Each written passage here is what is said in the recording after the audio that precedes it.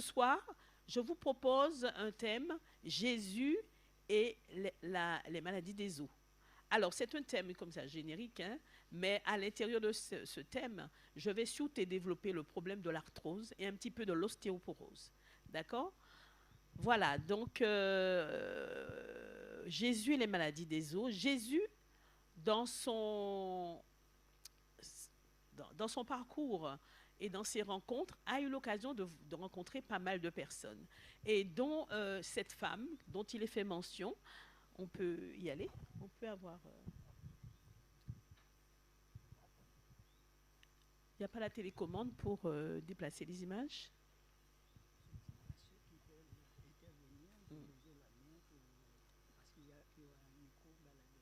Ah d'accord, le frère me fait dire que ceux qui veulent intervenir de lever la main. Mais c'est vrai que 3 quarts d'heure, j'ai présenté ce sujet hier, 3 heures. Donc là, il va falloir que je le résume en 3 quarts d'heure. Donc si vous avez des questions, vous pouvez. Sauf que hier, il y avait beaucoup de démonstrations. Les gens faisaient les exercices. Mais là, on n'aura pas tellement le temps. Mais je pense que l'essentiel va être dit. Voilà, Jésus, mais si vous avez une question, vous pouvez poser quand même, hein. Alors, dans Luc 14, verset 10 à 11, il est fait mention de cette femme. Pardon? Ah, si, d'accord. Ok, il est fait mention de cette femme qui avait justement euh, une malformation du dos. On va dire qu'elle avait une syphose du dos. Voilà, elle était complètement courbée, cette pauvre femme. Alors, que va faire Jésus? Eh bien, Jésus a l'occasion de non seulement redresser cette femme, mais il a aussi permis à des personnes paralysées, des personnes qui boitaient, enfin qui avaient des problèmes physiques, de retrouver la santé. Alors nous aurions tant et tant aimé que Jésus soit là pour nous permettre aussi de retrouver la santé tout de suite comme ça, instantanément, n'est-ce pas? Ah, des fois, je dis, Jésus, tu devais être là, hein. Comme ça, pap, pap, tout de suite, tout le monde s'est réglé, hein. Mais nous devons vraiment attendre que le grand jour arrive où ce corps que nous avons soit transformé. Mais en attendant, on peut avoir quelques conseils. Alors voilà, ce que je vous disais, hein, les personnes paralysées, les boiteux ont recouvré donc la santé grâce à Jésus.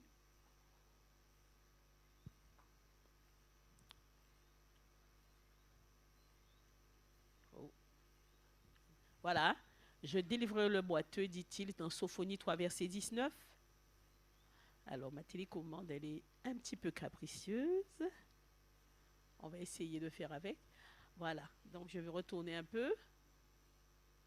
Voilà, je te loue, disait le psalmiste, de ce que je suis une créature si merveilleuse. Et nous trouvons dans le psaume 139, verset 14, ce verset ô combien si beau.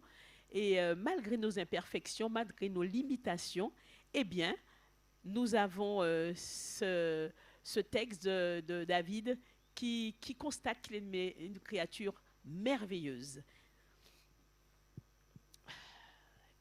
Alors, nous allons traiter d'abord l'arthrose.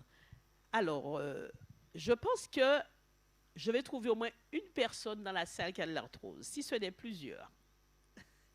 D'accord? Vous connaissez, vous avez déjà entendu parler d'arthrose, n'est-ce pas? Ce n'est pas la première fois. Donc, qu'est-ce que c'est que l'arthrose? L'arthrose, c'est une maladie rhumatismale et inflammatoire. On nous dit que c'est la plus fréquente. Alors, la plus fréquente, 60% des plus de 65 ans et 80% des plus de 80 ans.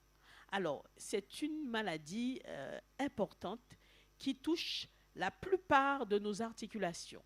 Alors, ce qu'il y a de particulier, parce qu'il y a plusieurs affections qui touchent nos articulations, il y a aussi l'arthrite, notamment la polyarthrite, où il y a plusieurs articulations. Mais là, nous parlons d'arthrose, c'est quelque chose de bien spécifique. C'est une affection qui est dégénérative et évolutive, c'est-à-dire que elle peut toucher à la fois, surtout les personnes à partir d'un certain âge, d'accord, les plus de 65 ans en particulier, mais on peut avoir l'arthrose beaucoup plus tôt, ça dépend, vous verrez. Et même des sportifs de haut niveau peuvent avoir une arthrose, et plusieurs arthroses même, hein. parce qu'ils sont très sollicités, ils sont surmenés sur le plan physique. Alors, je continue. Oui, une question.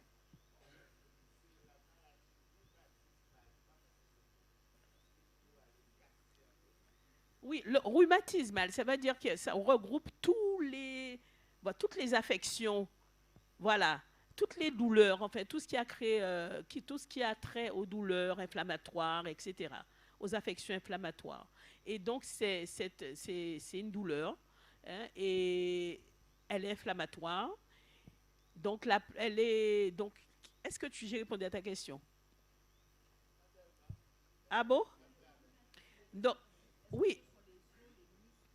Alors, les rhumatismes touchent à la fois les articulations, mais vous verrez que, vous comprendrez, une articulation, c'est, il y a l'articulation proprement dite. Alors, on va avancer, je vous explique. Je voulais vous expliquer que ça peut être chronique, on va voir ça après. Voilà. Une articulation, voilà, une articulation, vous voyez bien, il y a l'articulation proprement dite. Alors, je n'ai pas de pointeur. L'articulation, c'est ce qui est au milieu. On voit des petits ligaments, on voit une bouse séreuse, etc. Ça, c'est un exemple d'articulation. Hein. Nous en avons 300 dans le corps et pour 639 muscles. Une articulation est constituée donc de deux os avec des extrémités qui ont un cartilage. Et ce cartilage, il est rempli de collagène et rempli d'autres produits, silicium, chondroïtine, glucosamine. Et autour de l'articulation, il y a des ligaments et il y a aussi des muscles. Et lorsqu'on a une arthrose, c'est une dégénérescence du cartilage, le cartilage se détériore, eh bien, toutes les structures autour souffrent. Non seulement l'articulation elle-même, elle est inflammatoire, elle peut donner des douleurs vives, mais tout ce qu'il y a autour, alors ça donne un rhumatisme. Parce que non seulement l'articulation fait mal, mais l'ensemble des structures qui environnent l'articulation sont aussi en souffrance. C'est pour ça qu'on a des contractures, des douleurs, et puis il y a des gens qui disent douleur là, qu'à monter, qu'à descendre. Ce sont des rhumatismes. D'accord? Parce qu'une articulation, c'est un ensemble de structures. Mais l'articulation, même par définition, c'est la possibilité qu'ont deux os de s'articuler entre eux. Hein. C'est tout. Hein. D'accord? Mais n'oublions jamais qu'il y a des structures qui environnent l'articulation. Et lorsque ça dysfonctionne, c'est tout le système qui a un problème. C'est pour ça qu'il y a des gens qui ont de l'arthrose, par exemple, du genou, mais ils se rendent compte aussi qu'ils ont mal, ça peut descendre dans le pied, ça peut descendre, ils ont mal sous le côté, ça peut descendre, voilà. Donc les structures ne sont pas isolées. Vraiment, tout souffre.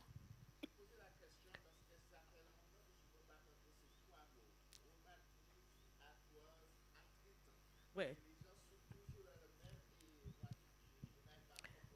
L'arthrite, c'est d'emblée inflammatoire et elle est causée par une bactérie. Et la polyarthrite, c'est encore autre chose. Alors, c'est de l'inflammation également, mais il y a un aspect héréditaire. Quoi qu'on a constaté que les gens qui avaient eu le chikungunya, les gens qui ont eu le chikungunya, ont développé aussi des arthrites. D'accord? Des polyarthrites. L'arthrite, il y a un aspect plus bactérien. Et donc, un aspect génétique aussi, parce que pour diagnostiquer une polyarthrite, il faut mettre en évidence ce qu'on appelle le HLA, qui permet de mettre en évidence que c'est une polyarthrite. Le diagnostic est important. Alors, donc, est-ce que j'ai pu répondre à ta question? D'accord. Alors, donc, je vais venir encore en vous disant que l'arthrose, donc, c'est une maladie dégénérative qui atteint surtout les personnes âgées, mais qui peut aussi atteindre les personnes plus jeunes qui sollicitent beaucoup leurs articulations. D'accord?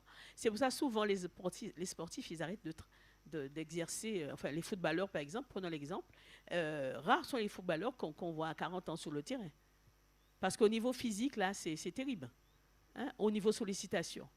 Les tennisman aussi, ils ont de l'arthrose. Thierry Henry, par exemple, je me souviens à l'époque, il jouait au foot alors qu'il avait une sciatique, il avait une lombalgie, il avait des problèmes de genoux, il avait... Ouais, se font plein de blessures au sport. Et au bout d'un moment, il faut arrêter, quoi. Par contre, leur capacité de récupération est plus rapide que nous. C'est pour ça qu'ils sont capables de jouer, parce qu'ils ont une structure musculaire solide qui leur permet d'être sur le terrain rapidement. D'accord? Alors, voici les localisations. Donc, je vous ai montré l'articulation, comme elle est faite. L'arthrose peut se localiser n'importe où. Hein. Alors, on peut avoir une arthrose d'épaule, on peut avoir une arthrose de coude, du dos, au niveau des vertèbres. On peut avoir une arthrose des hanches, des genoux, et au niveau des os du pied, au niveau des os de la main. Voilà. Et en fait, les plus courantes sont le dos, les hanches et le genou. Mais les épaules sont là aussi. Hein. L'omarthrose, ça existe. Alors, je continue. Alors, je voulais vous montrer ça, les 4 stades de l'arthrose. Alors, l'arthrose, vous savez, elle met beaucoup de temps avant de s'exprimer. D'accord? Les premiers pincements, c'est après 15 à 20 ans. D'accord? Et après, on passe ça devient de plus en plus court. Le pincement réel, c'est 3 ans, et puis ainsi de suite. D'accord? Alors, donc, regardez bien. Alors, je ne sais pas si vous voyez bien l'espace, mais je vais vous montrer tout à l'heure. Début du pincement, soit un compartiment. Le compartiment qui est la première image. Ce sont des radios. Sous la première image, on voit bien, comme montre la flèche, qu'il y a un début de pincement. Et si vous regardez la deuxième, c'est beaucoup plus pincé. La troisième, encore plus pincée, on ne voit presque rien. On est d'accord? Et la quatrième, c'est une ostéocondensation. Ça veut dire que tout l'os, c'est os contre os. D'accord? Et ça, c'est terrible. Os contre os, c'est terrible. C'est le stade où on dit qu'on va mettre une prothèse. OK? Donc, ça, c'est terrible, effectivement. Je voulais préciser ceci. Alors, on verra la précision avec l'image qui suit. Alors, à un stade 4, voici ce qu'on obtient, des déformations. Vous imaginez le cartilage qui s'effrite et le cartilage qui disparaît. Quand il disparaît, l'axe du genou, enfin les os deviennent instables. Donc, les os se repositionnent un peu n'importe comment. Donc, ça donne des déformations, soit en genou vers Rome, comme ça en tonneau, ou bien genou vers gomme. D'accord? Et donc, c'est très douloureux. Et ces déformations vont être auto-aggravantes. Ça veut dire que ça va s'aggraver encore plus puisque les gens se trouvent le problème de la déformation. Alors, pour bien préciser ce qu'est le cartilage, tout le monde a déjà mangé du poulet. Tout le monde a déjà mangé du poulet. Et parfois, le poulet est tellement bon, surtout si c'est pour le six pieds, eh bien, on casse la partie blanchâtre là qui est au bout de l'os. Écrasé. D'accord? Donc, c'est très caractéristique. Alors, on arrive, comme c'est du poulet, nous arrivons écrasé. D'accord? Le nôtre est beaucoup plus solide. D'accord? Heureusement. Donc, c'est cette partie blanchâtre qu'on a, comme la poule. Et donc, le nôtre est beaucoup plus solide. Il y a plus de constituants.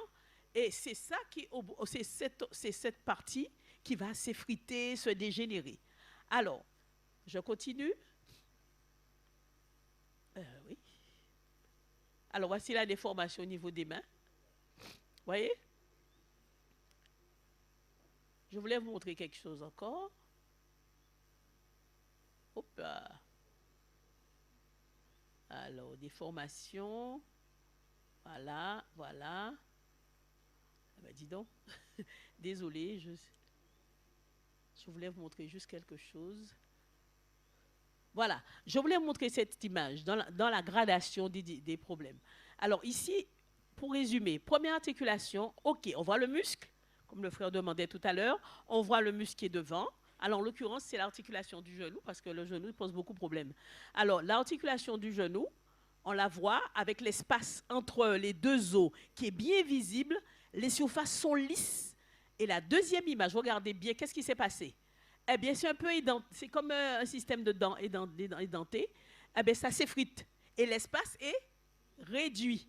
Et la troisième image, eh bien là, c'est la cata. C'est la catastrophe. Les os, il n'y a plus de cartilage. Les os se rencontrent. il y a des trous, il y a les trames osseuses qui se font rares, les os, il y a des géodes, il y a des trous dans l'os. Alors ça c'est affreux. Il y a des becs de perroquet. Alors les petites dents que vous voyez sur le côté là, qu'on appelle ostéophytes, ce sont des becs de perroquet qui se forment parce que dans l'os, il y a des chondrocytes qui sont des cellules qui construisent l'os. Et la nature est faite ainsi. Quand il y a quelque chose qui ne va pas, elle essaie de réparer.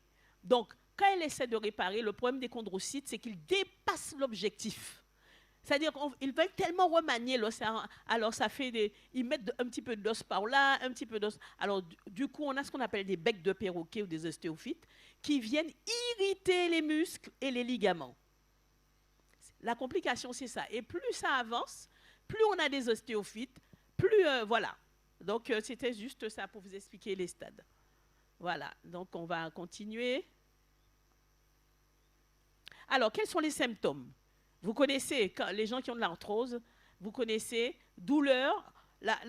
Alors, il y a de ceux qui ont l'arthrose progressivement, mais il y a de ceux que ça intervient comme une crise d'arthrose. D'accord? La crise d'arthrose est aiguë ou subaiguë. D'accord? Un gonflement. Alors, lorsqu'on est au stade comme ça de douleur aiguë, on ne peut pas, comme on ne peut pas faire ni devant ni derrière, hein.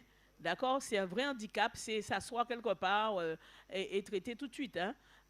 Il y a le gonflement, il y a la raideur. Le symptôme commun, c'est ça. Il y a le déficit de force, on va perdre de la force. Il y a le bruit, les bruits qui commencent, cloc, cloc, cloc, on entend les bruits dans le genou, d'accord? Et ensuite, il y a la limitation fonctionnelle. On fait des tout petits périmètres de marche. On ne veut pas trop descendre les escaliers. On a une marche et une attitude très précautionneuse parce qu'on souffre. Ça, c'est embêtant, hein, parce que ça va avoir des incidences au niveau cardiovasculaire, au niveau vasculaire. Tout est lié. Lorsqu'on ne peut pas se mouvoir normalement, eh bien, on perd aussi au niveau de la circulation sanguine. Et on perd aussi au niveau de la force musculaire.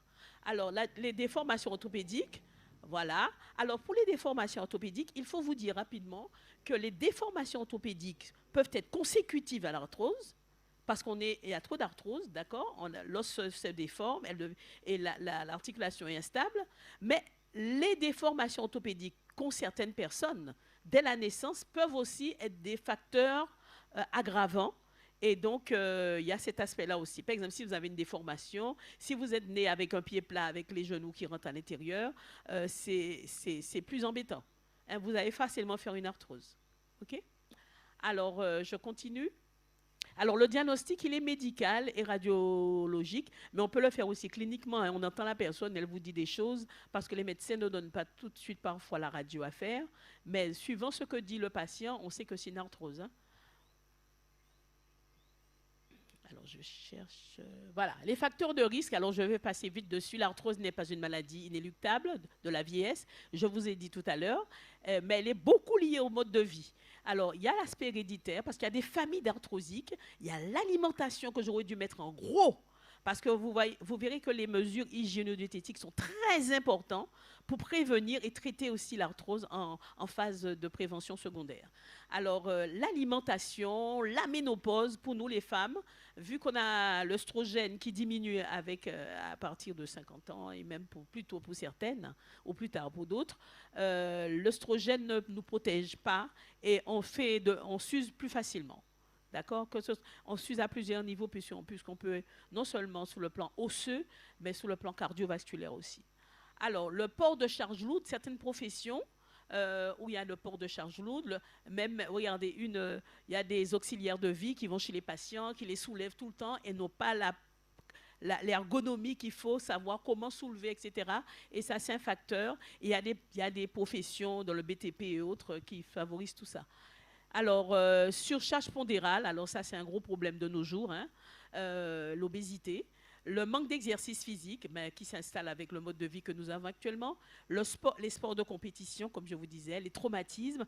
Si vous avez eu une fracture, une chute dans votre enfance ou bien juste avant, je ne sais pas, il y a des gens qui ont chuté l'année dernière et puis l'année d'après, ils font déjà une arthrose. Hein, c'est possible, hein, ça précipite. Ça précipite dans l'arthrose, on va dire. Et les mauvaises habitudes posturales, la façon dont on se tient, la façon dont on porte les objets, qu'on les ramasse au sol, etc. Voilà. Donc, Je voulais faire un petit détour aussi sur le mal de dos.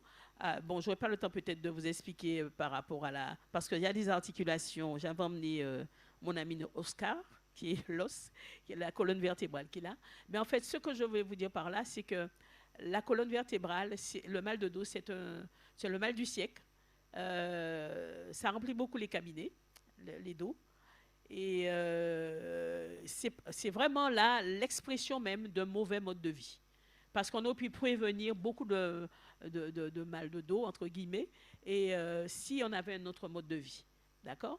Alors, le mal de dos, mal du siècle, alors je vous ai dit ça, je vais passer dessus. Alors, je vais faire un petit détour avec l'ostéoporose. Alors, l'ostéoporose, voilà, c'est une maladie de l'os. Alors, le système osseux est vraiment important. Alors, il est fait de calcium notamment. Et on a vraiment... Alors, le calcium se trouve en l'occurrence dans le système osseux, mais également dans les dents. OK? Et il circule le reste dans le sang. OK? Alors, quand le corps manque de calcium, l'ostéoporose s'installe. Et voici un aspect aussi lié à la ménopause. Mais chez les hommes, on peut avoir de l'ostéoporose aussi.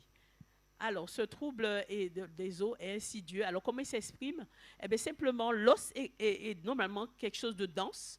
Et lorsque le problème de l'ostéoporose arrive, il y a une disparition de la densité, enfin, il y a une une réduction de la densité. Regardez la première image sur votre gauche et vous verrez le maillage est plus resserré. Et là, on a des géodes, enfin, on a des alvéoles plus espacées. Ça veut dire qu'on a perdu de l'os.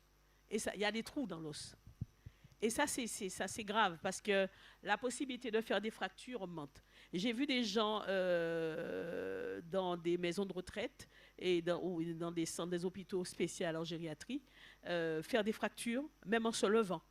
C'est-à-dire l'os était tellement abîmé qu'il faut une fracture. Même le mouvement peut générer une fracture. Alors ça, c'est à surveiller. Ça, c'est vraiment à surveiller. Les médecins donnent régulièrement à leurs patients des cures de vitamine D de temps en temps pour ne pas tomber. Parce qu'on est tellement sédentaire, donc en l'occurrence. Voilà. Donc l'ostéoporose aussi entraîne des tassements. C'est-à-dire que quand l'os se détruit comme ça, l'os n'est pas très fort, mais il se détruit et on a des tassements, ce qui fait que souvent on a des déformations liées à l'ostéoporose. Alors les déformations sont dans la logique des choses. C'est-à-dire plus on va, plus on prend de l'âge, plus on a tendance à se voûter. C'est pour ça que tout ça, ça peut être prévenu. On n'est pas obligé de tomber dans cette logique-là. On peut, avec l'activité, l'os se nourrit de l'activité. Plus vous avez des activités physiques, je ne vais pas dire de sport de haut niveau, des activités physiques, plus vous augmentez la densité osseuse. Retenez ce que je vous dis. Plus vous avez d'activité physique, plus vous prévenez les problèmes d'ostéoporose et d'arthrose. Ça, c'est très, très important à comprendre. Alors, je continue. Alors, l'ostéodensitométrie, c'est l'examen qui nous sert justement à faire l'évaluation de l'ostéoporose. OK, je vais passer là-dessus. Je suis retombée dans... Voilà. Alors, autre traitement, alors, stade 2 à 4, non, je vais passer trop vite.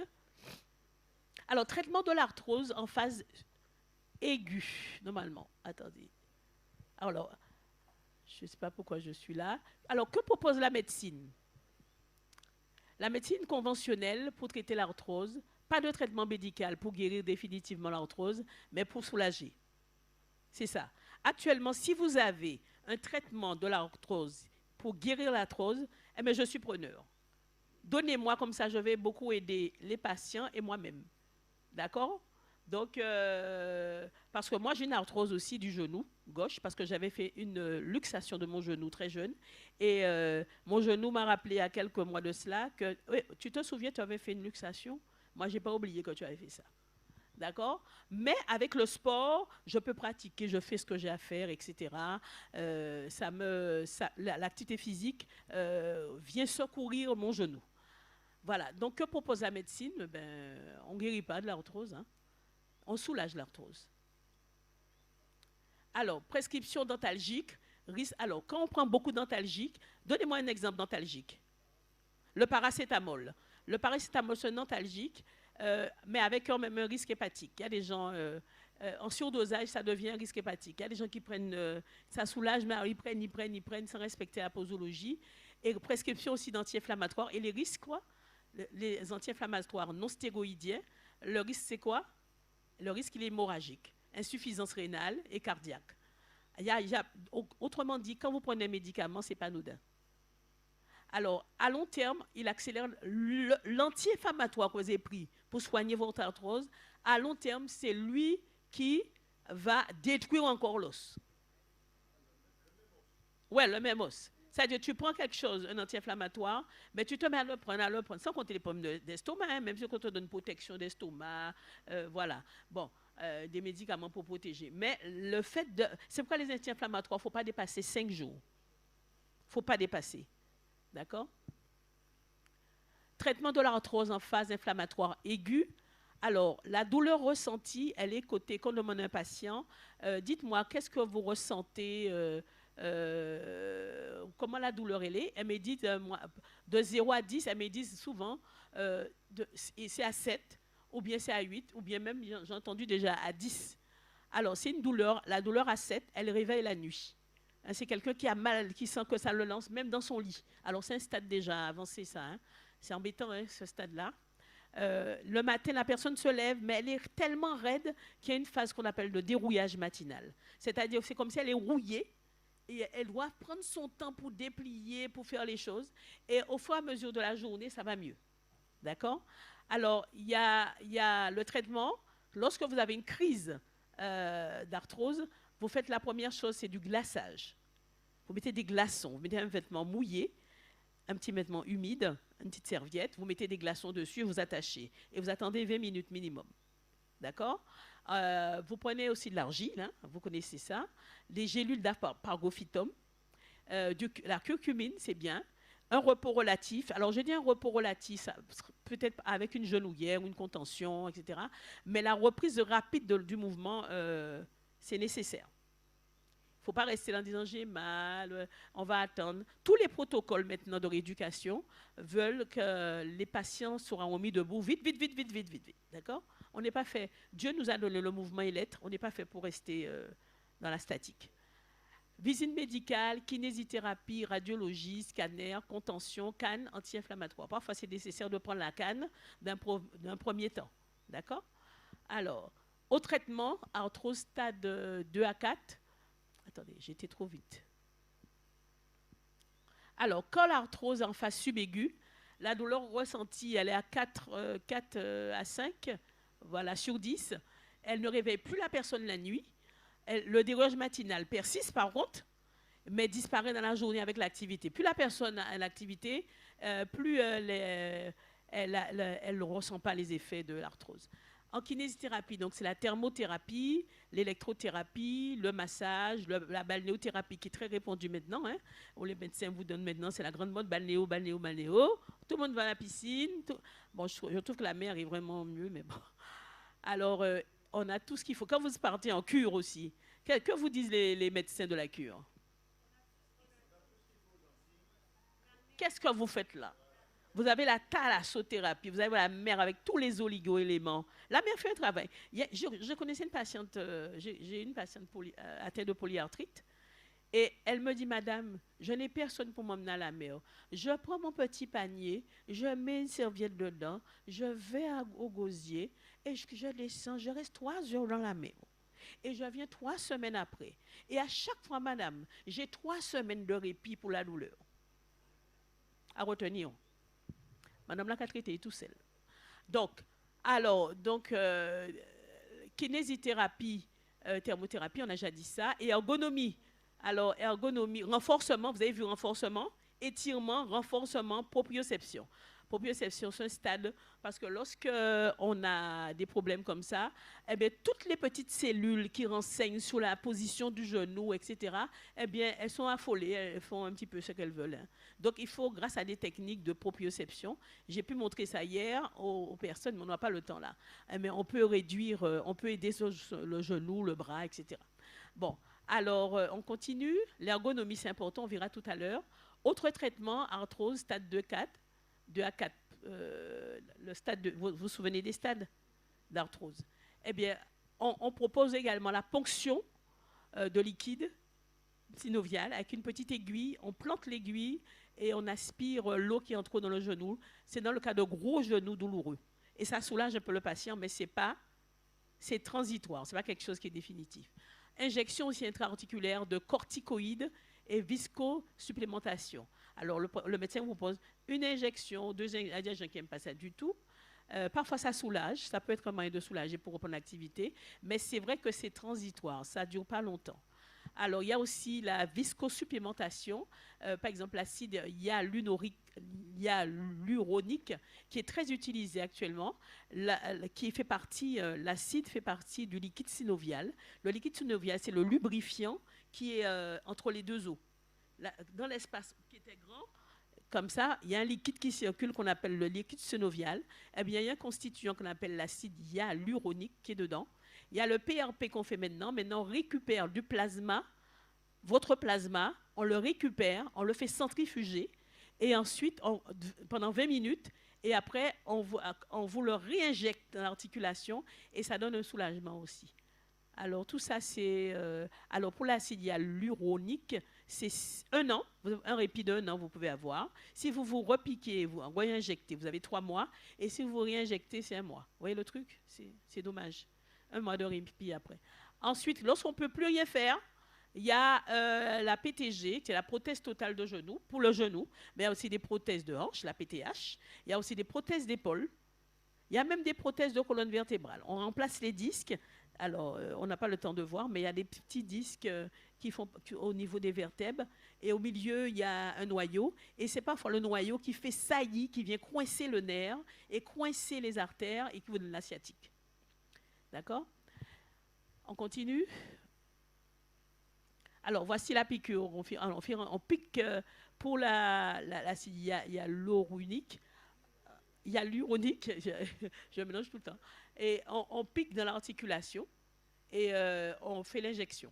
Ce n'est pas douloureux. Ça peut gonfler un petit peu le genou. Voilà.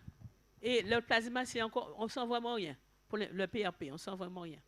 Alors, on continue. Alors, ça, c'est un genou, hein, la rotule devant et l'os, enfin, l'articulation du genou. Alors, je voulais quand même ne pas partir et sans vous donner quelques petits trucs. Quand vous avez mal, vous vous installez sur une chaise et vous maintenez cette position pendant 10 secondes. Par exemple, une douleur, voilà. Vous faites ce que la dame fait, puis vous relâchez et à faire 10 fois par genou douloureux. Ça soulage. Parce que le problème, lorsqu'on a mal, on reste comme ça. Donc, ça modifie le schéma de marche. On a mal. Donc, il ne faut surtout pas qu'un genou se retrouve en flexion. Ça, c'est terrible. Il ne faut pas du tout. Donc, il faut s'arranger pour tout le temps l'étendre. Okay? Si c'est vraiment trop douloureux de faire ça, parce que pour certaines personnes, ce n'est même pas possible, ben on va faire ça.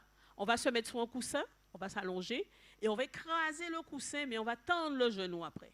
Là, il écrase son coussin pendant 10 secondes, puis il va relâcher, et puis à faire 10 fois par genou douloureux. D'accord? Là aussi, ça c'est super. Alors là, c'est quasi instantané. Vous prenez un petit livre ou bien un petit banc, voilà. Vous appuyez fort, fort, fort pendant 10 secondes, pendant 10 fois. Et la douleur aussi, elle s'estompe. Alors, ce n'est pas définitif, mais c'est vraiment des trucs à connaître. Parce que ça soulage hein, énormément. Voilà. Ah, décidément. Alors, les préventions primaires et secondaires, je vous parlais de notre mode de vie, hein. Alors, la prévention primaire, ça va être... Oh là là. Ça va être pourquoi? Ralentir ou éviter l'apparition de l'arthrose, éduquer les principes de santé. C'est-à-dire vous n'avez pas d'arthrose, mais vous êtes au courant de ce qu'il faut faire pour ne pas avoir de l'arthrose. Et d'autres problèmes de santé. La prévention secondaire, ça va être... Ah ben dis donc, il n'est pas obéissant. Voilà. Oh là là là là. C'est tout ça, hein? Oh là là, je ne suis pas forte là. Alors, donc, alors, ça a l'air de marcher. Stopper l'aggravation. Quand vous avez déjà le problème, il ne faut pas que le problème s'aggrave. Donc il faut stopper, il faut ralentir.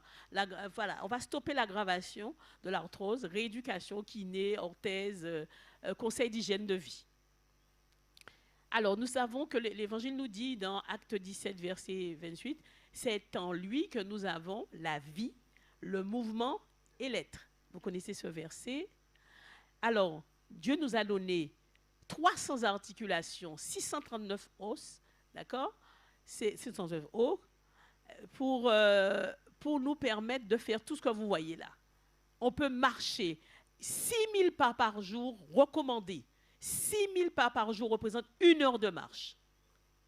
D'accord? C'est le minimum qu'on puisse faire. Alors là, c'est un peu problématique, je sens ça. Oui, alors, oui, si on a l'arthrose, on est en prévention primaire. Et même en secondaire, on peut essayer d'approcher les 6000 pas. D'accord?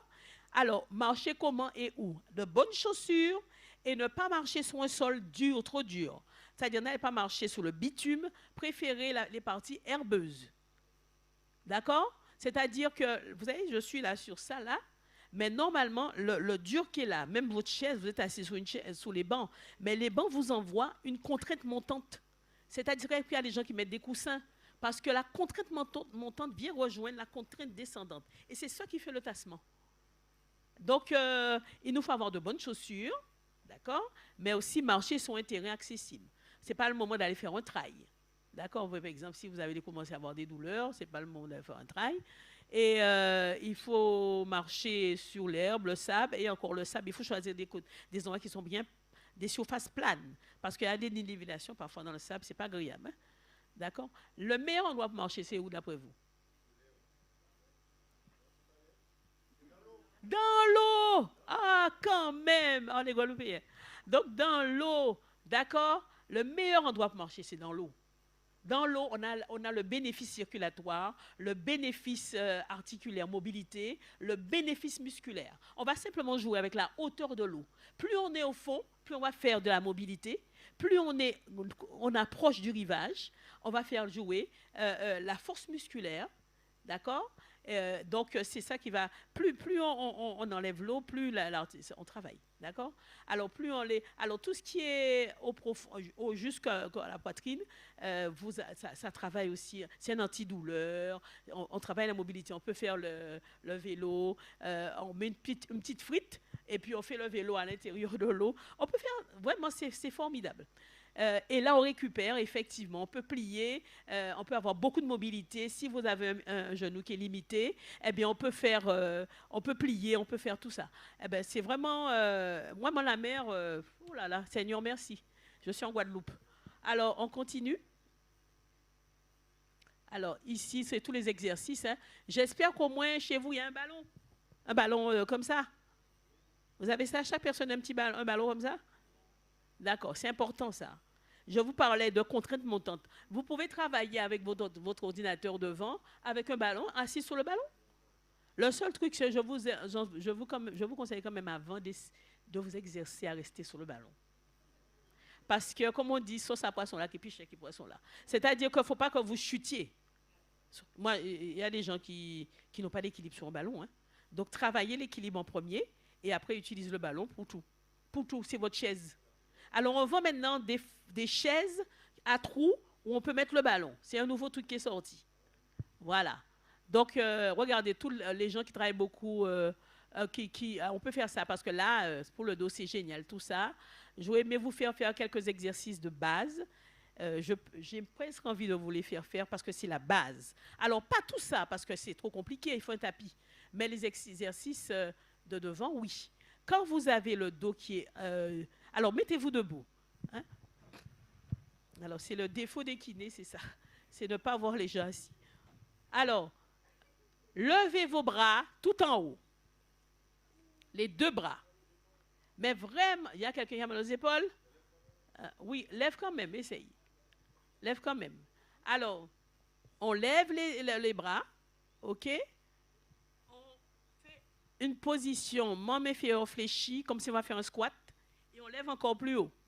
Alors, j'ai un moment que tu es comme ça. Alors, on va baisser les bras pour toi, on va soulager. Qu'est-ce que vous avez étiré là, d'après vous? Le dos. Quelle partie du dos? Les lombaires. Regardez, un truc simple. Vous êtes sur votre lit, vous faites ça. Vous avez déjà étiré vos lombaires. Maintenant, mettez les bras devant. Et le plus loin possible, comme si on veut atteindre une cible. Mais vraiment le plus haut, et puis comme ça, avec un petit gainage, on rentre un petit peu le ventre. Voilà. Et là, qu'est-ce que vous avez étiré? Le dos encore. Mais quelle partie? Le milieu du dos. C'est-à-dire la partie dorsale. Voilà, là. Le dos là. D'accord? On l'a étiré. C'est-à-dire on a écarté les omoplates. D'accord? Maintenant, faites-moi ça. Rentrez le menton. Gainage, c'est important, hein? Par exemple, Freddy, tu es comme ça. Non, c'est comme ça. Tu rentres, tu bascules ton bassin et tu es comme ça. Comme si on va s'asseoir. Et qu'est-ce que vous avez étiré? Merci, Catherine. Les cervicales. D'accord? Un petit truc simple. Maintenant, pour les mouvements latéraux, on peut faire ça. On étire tout le grand dorsal, tous les muscles de côté, le carré des lombes, enfin bref. Il y a plein de choses à faire. Et puis le matin, quand vous vous levez, n'hésitez pas à faire ça. Ça fait du bien, ça. D'accord? Vous faites ça. Et puis tout de suite après, vous faites ça. Vous essayez de voir si vous pouvez toucher un peu. Et puis vous relevez grâce à vos abdos et à vos jambes. Parce qu'il ne faut pas faire un truc comme ça et puis faire... On repositionne, ça c'est des techniques qu'on montre aux gens en atelier. Dans un atelier, on peut montrer ça aux gens, comment se relever en gainant progressivement, en verrouillant progressivement. D'accord? Ça s'appelle vraiment le déroulement de la colonne. Et c'est des choses très intéressantes. Et quand on a ces bases-là, 3 fois rien, mais c'est dommage, ce n'est pas appris aux enfants dans les écoles, ça. Ça devait être la base de l'éducation. Et vraiment, dans certains pays orientaux, on le fait, mais pas dans nos pays. On préfère aller à la Sécu et puis dire que la Sécu est en déficit. Veuillez vous asseoir. Alors, dans la prévention, là, il est en prévention secondaire, là, je ne sais plus ce qu'il est lui, mais en tout cas, mange équilibré et surveille ton poids. Bon, là, parce que l'obésité, c'est déjà une maladie. Hein, c'est pour ça que ça pose problème. L'obésité, c'est une maladie. Vous vous rendez compte? Si vous prenez du poids, le poids que vous mettez sur vos articulations, alors ici, il a fait un petit effort, il a perdu du poids. Alors, avant, il était comme ça, là. Et puis après, il a perdu quand même pas mal de poids, n'est-ce pas? Et voilà. Bon, je passe sur ça. Les aliments inflammatoires, vous les connaissez? C'est tous les aliments transformés, riches en sucre, en sel, en graisse, les graisses transformées telles que le saturé, margarine, friture, viennoiserie, gâteau. Voilà, on aime bien être sucré chez nous, mais il faut faire attention. On aime tout ce qui est sucré. Les viandes rouges et charcuterie, le lait est très inflammatoire. Hein, que ce soit pour les tendinites, l'arthrose, l'arthrite, le lait de vache. D'accord? Voilà, de vache. Voilà, c'est ça. Pardon? Ah, le lait de chèvre, c'est super. Excusez-moi, j'ai une petite rhinite depuis un moment. J'essaie de tenir. Le lait de chèvre, c'est super. Tu as trouvé le meilleur exemple. Le lait de chèvre, c'est bien. Le lait de brebis. D'accord? C'est riche en calcium. C'est vraiment des taux très importants en calcium. Alors, le café, c'est un acidifiant. D'accord? Le café, l'alcool. Et quand votre corps est très acide, tous les aliments qui sont là acidifient votre corps. Parce que le corps, il y a l'alcalinité et l'acidité. Lorsque le corps est très acide, vous faites des inflammations. Oui.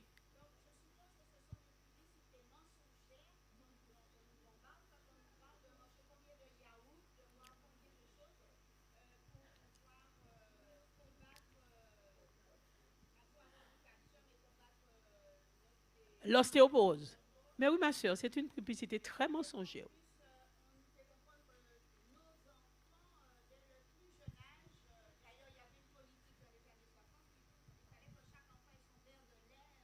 Absolument, absolument.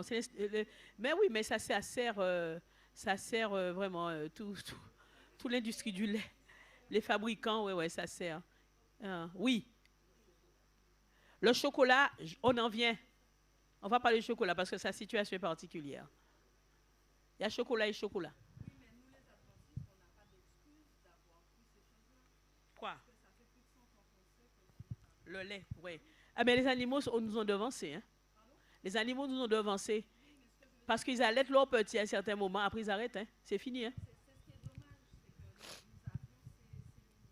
Voilà, absolument. Et on continue. Et le problème aussi, c'est qu'il y a une pression de l'industrie, aussi des industriels, hein, parce que tout a du lait dedans. Hein. Tout a du lait dedans. Alors, même si les enfants font des allergies, etc., tout a du lait dedans. Alors, l'alcool, le café acidifie le corps. Lorsque le corps acidifié, mais on est attaqué, le cartilage est attaqué. Lorsque le corps, je répète, est acidifié, ça attaque le cartilage et ça le détruit. Hein, écoutez bien ce que je dis. D'accord? C'est pourquoi je vous dis l'alimentation est très importante. Alors là, c'est l'ennemi numéro un. C'est l'ennemi numéro un parce que, et c'est vraiment ça, hein, le sucre, on a un problème avec le sucre. Parce que le sucre, on devient vite addict du sucre. Surtout maintenant, les gens mangent beaucoup de sucre parce qu'on leur propose beaucoup de sucre. Il y a du sucre dans tout. Même dans du sucre, même dans du salé, il y a du sucre. Même dans du sucre, il y a du sucre et il y a du sel aussi. D'accord? Donc, et le problème du sucre, c'est qu'on devient addict. C'est vraiment une drogue. On ne s'en rend pas compte, mais c'est partie des drogues. OK? On a besoin de 50 grammes de sucre par jour. Je ne vous dis pas. On n'y est pas du tout, du tout, du tout. L'OMS recommande, l'Organisation mondiale de la santé nous recommande 50 grammes. Je peux vous dire qu'on n'y est pas du tout. Je ne sais pas comment on fait pour rester en vie, mais on n'y est pas. Mais en fait, vous voyez le nombre d'AVC qui augmente, hein, et de maladies cardiovasculaires. Alors, et de diabète, et d'hypercholestérolémie, etc., etc., etc., et d'hypertension. Alors, on continue. Quantité de sucre, de sel par jour, recommandée par l'OMS, 50 grammes pour soit 10 cuillères à café de sucre ou 8 morceaux de sucre et 5 grammes de sel. On a un gros problème là. 5 grammes de sel, c'est rien. Alors, regardez ça. On achète ça des fois, même si on n'achète pas de coca. On a compris qu'il ne faut pas acheter de coca. Mais on achète ce qui est en bas, n'est-ce pas? Un petit jus. Un petit jus. Il y a des gens qui aiment beaucoup le jus. Alors, donc, regardez la quantité de sucre. On avait dit 8 morceaux de sucre par jour. Hein? Et il n'y a pas du sucre que dans les jus. D'accord? Ça veut dire que si vous prenez une canette ou bien même un verre de jus, regardez le petit verre de jus, la Minute Maid, il y a 1, 2, 3, 4, 5 morceaux de sucre déjà. 6, je n'aime pas bien compter. 4, 5, 6, mes excuses. Alors, vous vous rendez compte? Quand vous avez pris un petit jus, vous dites, ah, je prends un petit jus, une petite viennoiserie, un petit pain, un machin comme ça, et puis un petit bol de céréales, même du pain. Le pain a des sucres complexes, l'amidon, et c'est rempli de sucre. C'est un sucre un petit peu plus lent, mais c'est du sucre. D'accord? Donc, on a un problème. C'est pas gagné là. On est vraiment en problème là. Alors, regardez maintenant les fruits. Voilà. Dans une tranche de melon, il y a 3 sucres, l'équivalent de 3 sucres, etc. Vous voyez? Et la banane est très sucrée quand même. L'ananas, vous voyez, c'est pas le même rapport. Oui, c'est du glucose, c'est meilleur. Mais il ne faut pas trop en abuser, hein, parce que... Voilà, là c'est au niveau du sel, ou du sucre, je ne sais plus. Ah, c'est du sucre alors. C'est du sucre. Alors voilà, regardez. On n'y est pas du tout. Hein. Il y a des gens qui, je prends 2 cookies, mais ils ont à 220 grammes, quoi. Alors, on n'y est pas du tout. Je continue.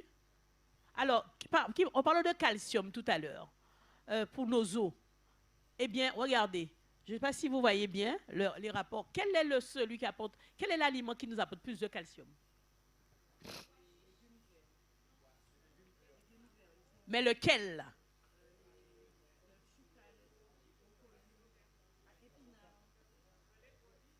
Oui, le brocoli. Mais regardez le tableau. Qui c'est qui a tout? On ne voit pas bien. Ah, le persil. Le persil, c'est celui qui est le plus chargé en calcium. Le persil, mettez ça sous vos salades, mettez ça partout. Couille. Ah, d'accord? Le persil est rempli de calcium. Après, il y a le brocoli, il y a le lait de chèvre, de brebis, enfin voilà. Euh, voilà. C'est rempli de calcium. OK? Alors, il y a une question. Tu veux un micro?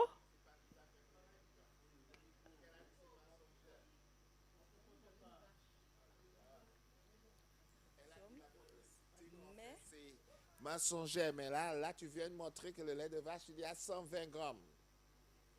120 grammes de calcium. Oui, Donc, il ment pas. Il ment pas. il y a du calcium, mais qu'est-ce que tu vas choisir?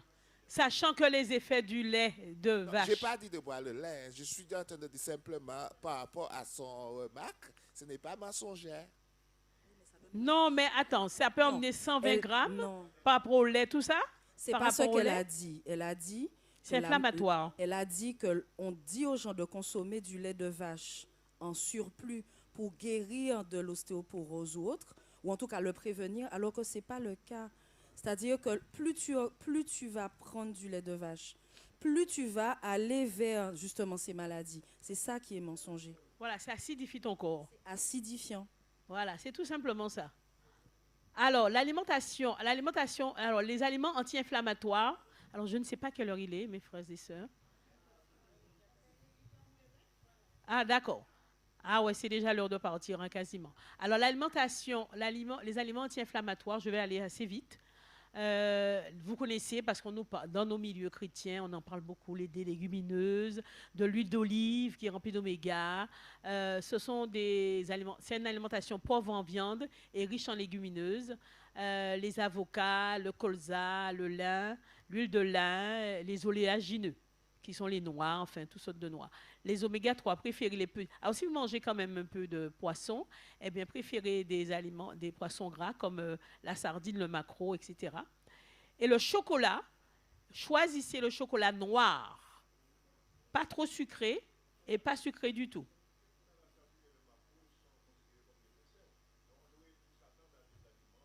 Alors, si on pouvait avoir les sardines sans qu'ils soient en conserve ici, ça aurait été mieux. Ah, on n'a pas ça. J'ai vu qui ne sont pas en conserve. Ouais, même du côté de l'Espagne, l'Italie, ces pays-là, même en France. Alors, chocolat noir, curcuma sont des antioxydants, mais il ne faut pas en consommer trop. C'est une question de... Il ne faut pas abuser. Alors, les fruits, la grenade est bien connue pour ses effets antioxydants, l'avocat, etc. Alors, on va passer vite, hein, c'est des images, ce sont des images. Les compléments alimentaires à base de chondroïtine, euh, la vitamine D, le glucosamine, l'avocat anti-inflammatoire, voilà, apargophytum, spécial arthrose, le silicium, qui ont vu dans le silice, là, les os, le curcuma et le gingembre, riches en antioxydants. Alors, on continue. Alors, je vais parler de l'école du dos et des postures. Lequel qui fait bien le mouvement? Celui d'en haut ou celui d'en bas? Celui d'en bas, d'accord? Mais on n'y pense pas toujours. Parfois, on a mal au genou. Donc, comme on a mal au genou, on ne se baisse pas pour prendre les choses et les ramasser. D'accord? Et puis, le problème, c'est que les gens, qu'est-ce qu'ils font? Ils savent. Bon, bien souvent que je passe près de là, je vois des gens qui font le petit jardin. Les dames sont là et puis elles sont comme ça. D'accord? Ou bien les messieurs. Mais on peut prendre un petit banc et puis se mettre sur le petit banc et puis travailler. D'accord? Et puis, autre chose aussi, méfiez-vous, on peut se faire mal, on peut s'user pour 3 fois rien. On a des feux, on a les feux. On a une gazinière qui a 4 feux, n'est-ce pas? Mais regardez bien, parfois on a plein de casseroles. Et si on fait un repas, par exemple, on a 2 feux devant, 2 feux derrière. Si on a une casserole et puis on se met à faire le repas comme ça, parce que c'est un petit peu plus loin. Donc, on exerce un bras de levier. Mais ce bras de levier-là va agir jusque sur votre dos. Hein. Alors, le cou, mais jusqu'à vos lombaires aussi. Hein, parce que vous êtes en train de faire ça comme ça. Mais vous faites mal déjà. Il faut rapprocher les charges, il faut rapprocher même les mouvements. Par exemple, les gens étendent souvent les lèvres comme ça, tout en haut. Ça, c'est une manutention pour l'épaule. Parce que à force de faire ça, c'est pas le fait de le faire un jour, hein, c'est le fait de répéter le même mouvement, comme de secouer les draps comme ça aussi c'est un problème. D'accord? Ça peut donner mal aux épaules. Vous criez. Moi, je connais une postière, elle est venue au cabinet, elle avait une arthroplastie, c'est-à-dire des prothèses d'épaule, parce qu'elle mettait les colis tout le temps à l'étage comme ça. Elle prenait les colis, elle les mettait tout le temps à l'étage. Mais à force, la pauvre, elle s'est usée. Elle avait 45 ans, elle n'avait plus d'épaule. On était obligé de lui mettre 2 prothèses. Elle a fait une arthrose majeure. Alors, faire attention à ne pas mettre les choses lourdes là, tout en haut. En général, on met les choses. Il faut essayer de faire en sorte que les choses ne soient pas plus bas que le genou et ni plus haut que les épaules, en fait. Voilà. À ce moment-là, vous mettez une étagère. Et jamais mettre des choses lourdes en haut. OK? Attention à ça. Les choses lourdes vont bas. Ça, c'est important. Alors, les sacs à dos pour les enfants, problème aussi. Hein? Les enfants, ils ont de gros sacs. Ce n'est pas tous les enfants qui ont des casiers. Ils ont de gros sacs et les sacs ne sont pas très ergonomiques. Il y a de beaux sacs convents ergonomiques avec des systèmes de clips devant, clips pour les livres et tout, mais bon. Et puis, on vend maintenant des sacs à roulettes, mais les parents parfois oublient qu'il y a des escaliers. Donc, les enfants sont en train de traîner des sacs avec une armature qui est énorme. D'accord? Et parfois, ils tiennent le sac comme ça. On voit les enfants en train d'envoyer les sacs. Ils courent, ils envoient les sacs. Et en fait, ils tiennent mal le sac parce qu'ils tiennent comme ça. Donc, ils sont déjà en train de se faire des scolioses. Et en fait, il aurait fallu tenir le sac avec la main retournée. Et là, on est droit. D'accord? On est droit. Lorsque vous avez un sac à tirer derrière comme ça, tournez comme ça votre main, attrapez le sac et marchez. Là, il faut apprendre ça aux enfants. Il faut des écoles. Voilà, donc voilà, il ne faut pas s'asseoir comme ça. Quand on fait un lit, attention, le lit, c'est, oh là là, casseur de dos, vraiment, premier niveau, mais vraiment, hein. Casseur de dos. Regardez bien comment il faut se mettre au même petit truc, un agenouilleur, et puis on fait le lit, ou bien des postures qu'on apprend pour faire le lit. Celles qui sont pouponnières, qui prennent les bébés, prennent un pack d'eau, tout ça, ça s'apprend dans un chariot, et tout ça, on se casse le dos. Je n'ai pas le temps de vous montrer les mouvements. Pour mettre les chaussures, pareil, hein, on peut surélever, et voilà. Vous voyez les mauvaises postures et les bonnes postures. Voilà. Il faut dormir 8 heures, 7 à 8 heures, parce que le fait de bien dormir, 7 à 8 heures, ça permet aussi, de façon bien alignée, sur un matelas qui n'est pas trop dur ni trop mou, et ça permet de récupérer le liquide synovial, parce que lorsqu'on est debout pendant très longtemps, le liquide synovial qui se trouve dans l'articulation rentre dans l'os, l'espace s'amincit, et lorsqu'on va dormir, ça ressort. Et l'articulation retrouve son état normal. Alors, si on va dormir, toi, qu'est-ce qui se passe? Il n'a pas le temps. Et on est redebout le lendemain. OK. Et l'activité aussi va venir compenser. Si vous n'avez pas dormi 7 heures, vous pouvez faire des étirements et ça va permettre aussi, ou bien bouger, et là, ça va permettre aussi au liquide synovial de revenir. D'accord? Heureusement, Dieu a pensé à tout. Voilà, donc on est vers la fin. Pour les adultes, combien pour pratiquer? C'est 30 minutes d'activité par jour et c'est 150 minutes par semaine. Vous faites 150 minutes de sport par semaine, d'activité physique? Alors, regardez ça bien. L'aptitude cardio-respiratoire, intensité modérée à élevée. On n'a pas besoin de faire un gros sport, hein, c'est quelque chose de modéré. Et pour ceux qui sont capables d'aller un petit peu plus loin, moi, je fais du sport, mais mon mari fait encore plus. Parce qu'il court tout le temps. Et il fait toutes ses activités. Je suis presque jalouse de lui. Il fait beaucoup de sport, c'est très bien. Mais et lui, il avait des douleurs de genoux et il les a plus. Rien que voilà, il les a plus grâce au sport. Il s'est pas arrêté. Donc voici un homme de 90 ans, Ben. Alors je vais passer rapidement. Il était déprimé, il était solitaire. Il a rencontré un coach sportif. Le coach sportif lui a fait faire quelques exercices. Eh bien, aujourd'hui, je vais passer rapidement parce que ça se termine bientôt. Ben a fait ses activités et aujourd'hui, en fait, on nous dit que Ben, à 103 ans, a établi un record de lancer de poids pour homme de plus de 100 ans. Il lança la balle à 3,3 mètres, un nouveau record. Bon, il a fait ça épais. Ben a fait ça épais quand même. Hein? C'est pas grand-chose, mais c'est pour son âge. Alors, en fait, ce qu'on nous dit de Ben, c'est qu'il était plus redressé. Il n'était pas quelqu'un de courbé, parce qu'au départ, il était courbé. Lui, il avait une attitude, hein, il n'est pas tassé à cause de l'ostéoporose. Voilà. On nous dit aussi cette femme, hein, Marvin, elle aussi, elle a couru 11 marathons à 90 ans. Voilà, recommandation. Enfin, je n'ai pas montré la dame. Je suis passée vite sous la dame. Je voulais bien la voir encore. Voilà. Mavis commençait à courir à cause du problème de santé. Elle avait déjà plus de 60 ans. Dans sa catégorie, elle a gagné 11 marathons à Portland, dans l'Oregon. Elle a participé à des compétitions à New York, Los Angeles, San Diego, Londres. Alors, recommandation, je vous ai déjà dit, faites du sport régulièrement pour lutter contre l'ostéoporose, contre l'arthrose et même pour l'arthrite. De façon modérée pour l'arthrite, mais il faut le faire, c'est important. Et voilà, je voulais terminer avec cela, juste avant de faire la conclusion, en vous disant qu'un cœur joyeux est un bon remède, mais un esprit abattu dessèche les eaux. Je ne sais pas comment le psalmiste, il avait une expérience, une clairvoyance incroyable, parce que ça, c'est complètement vrai. L'activité physique est importante, mais le mental de quelqu'un est important.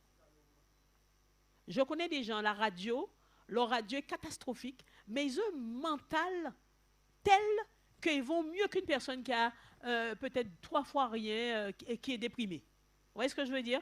Le mental, ça compte énormément, parce que au niveau physiologique, les physiologistes ont constaté que le stress acidifie le corps.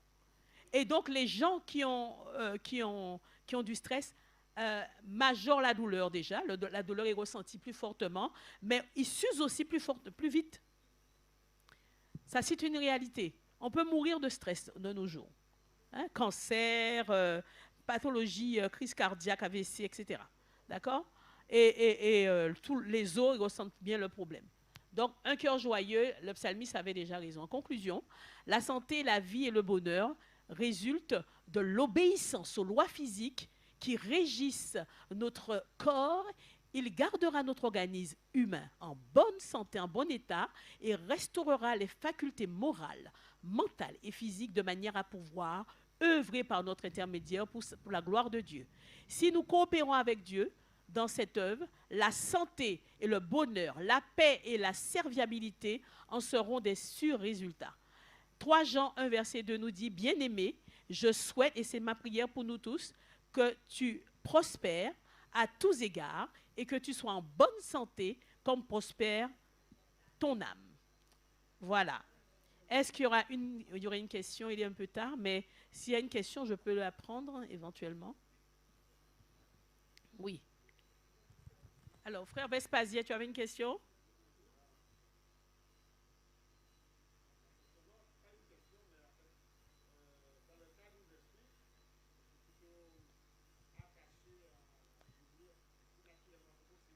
Uh-huh.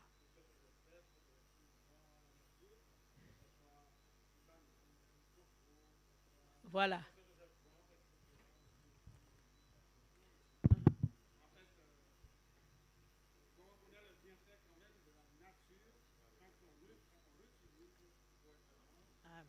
Absolument, absolument. Je suis d'accord avec ça. Voilà. Donc, est-ce qu'il y a une autre question? Sinon, nous allons passer au dernier chant. Ça a été pour vous ce soir? Est-ce que vous avez appris des choses ou bien vous avez confirmé ce que vous saviez déjà? D'accord? Ok, maintenant, c'est à vous de mettre en œuvre. Ok.